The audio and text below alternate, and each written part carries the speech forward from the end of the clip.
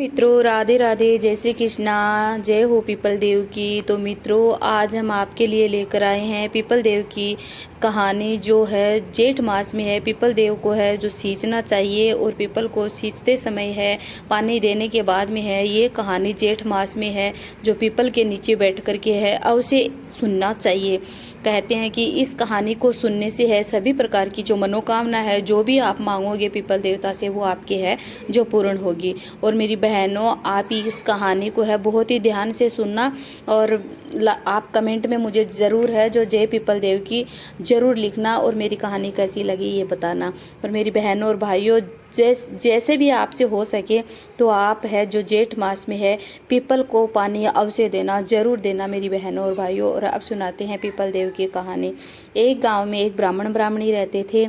तो ब्राह्मण ब्राह्मणी बहुत ही सुखी सुखी रहते थे। और ब्राह्मण था जो हमेशा है जो पीपल देव के अंदर है जो पानी देने के लिए मंदिर में जाता था और वह पीपल देव को पानी डेली डेली दे के आता था, वह उनका नियम था। तो वह पीपल में जैसे ही पानी देने के लिए जाता था तो पीपल में से आवाज़ आती कि तुम मांगो मैं देऊँ, तुम मांगो मैं देऊँ।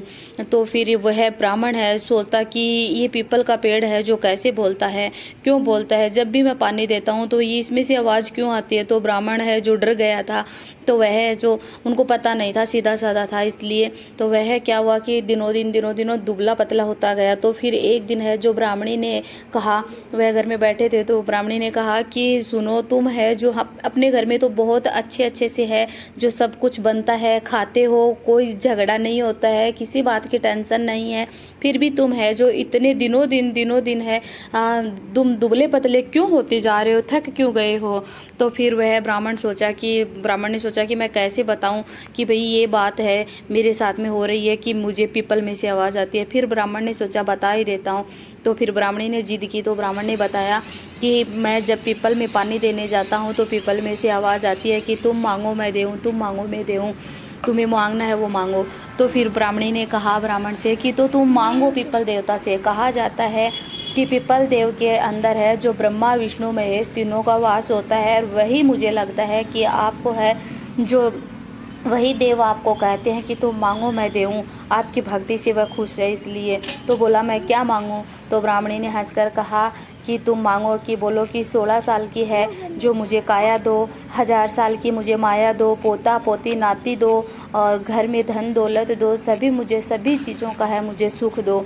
तो फिर वह जो फिर बोला कि ठीक है। फिर अगले ही दिन है जैसे ही वह पीपल को पानी देने गया तो वही उसने किया, जैसा ब्राह्मणी ने कहा था वैसा ही किया।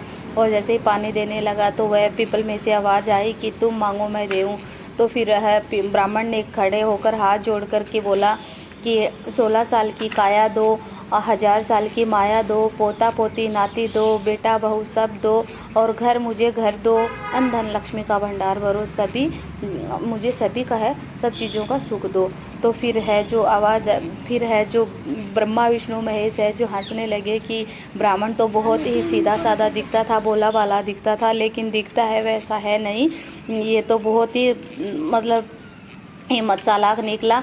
तो फिर है जो फिर ब्रह्मा विष्णु महेश ने कहा कि कोई बात नहीं है, तुम्हें जो भी है जो मांगा है वो तुम्हें सब मिलेगा। तो इतना है जो हाथ जोड़ कर के है ब्राह्मण ने हाथ जोड़कर पानी डालकर है वह फिर घर को है जो चला। तो रास्ते में उनका जो घर था, उन घर की जगह जो उनकी झोंपड़ी थी, झोंपड़ी की जगह उनको है जो महल बड़ा सा महल बन गया।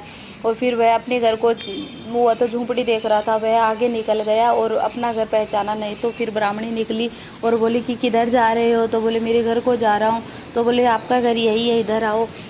जब बोले कि मेरा घर, अपने घर में तो ये झोंपड़ी थी, ये अब कहाँ से ऐसे कैसे हो गया। तो बोले ये तुम्हें है सब है पीपल देवता ने ही दिया है। तो बोले कि मेरे को तो कुछ भी नहीं दिया है, मैं तो ऐसे ही आया हूँ खाली हाथ है। बोले आपको सब कुछ दे दिया है, अंदर चलो मैं दिखाती हूँ। तो अंदर जाके देखा तो पोता पोती नाती सब बेटा बहू सब है जो खेल रहे थे, और जिधर देखो ब्राह्मण ने देखा उधर ही है हीरा मोती सोना चांदी लक्ष्मी लक्ष्मी है, जो अन्न धन के भंडार भरे हुए थे। तो ब्राह्मण बहुत ही खुश हुए और फिर सभी एक साथ में होकर है जो पूरे गांव में है जो डिंडोरा पिटवा दिया कि जेठ मास में है जो पीपल देव को है जो अवश्य सींचना चाहिए, जरूर सींचना चाहिए, तो पीपल को पानी देना चाहिए और पीपल के नीचे बैठकर कथा कहानी है जो पीपल देव की कथा कहानी एक मास में जरूर करनी चाहिए। जेठ मास का महीना है, बहुत ही उत्तम और श्रेष्ठ माना जाता है, तो इसलिए जो आप मांगोगे वो आपको है पीपल देवता अवश्य देंगे। इसलिए आपको जेठ मास में है जो पीपल देव की कथा कहानी है जो अवश्य सुननी है।